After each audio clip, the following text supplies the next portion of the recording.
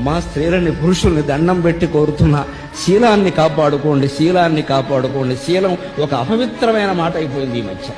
శీలం గురించి ఎవడన్నా మాట్లాడితే వాడిని చేదస్తుడు అంటాం. శీలం లేనిదే బతుకు జీవితం లేదు. శీలం లేనిది దండగ, బతుకు ఉండడమే దండగ. మన శీలం కర్మ కొద్దీ పోతే అత్యాచారం ద్వారా మనం చేయగలిగింది ఏం లేదు, దానికి బాధపడక్కర్లేదు. శుభ్రంగా కేసెట్టి వాడిని ఉరిశిక్ష వేయించాలి.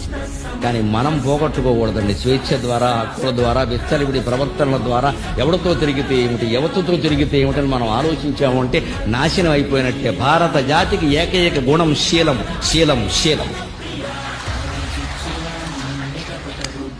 భారతదేశ ఔన్నత్యాన్ని గురించి వివేకానందుడు 1893లో చికాగో వెళ్ళినప్పుడు అనేక సభల్లో అక్కడ పాల్గొంటే సరదాగా ఒక చోట మాట్లాడినప్పుడు అడిగారట, ఇన్ని మాటలు చెబుతున్నారు మీ హిందుత్వాన్ని గురించి, మీ దేశాన్ని గురించి, మీ దేశాన్ని మొత్తం ఒక్క పదంలో మీరు ప్రతిపాదించగలరా అంటే క్యారెక్టర్ అన్నాడు. ఒకటే మాట ఆయన, క్యారెక్టర్. నా దేశం అంటే క్యారెక్టర్, ప్రవర్తన.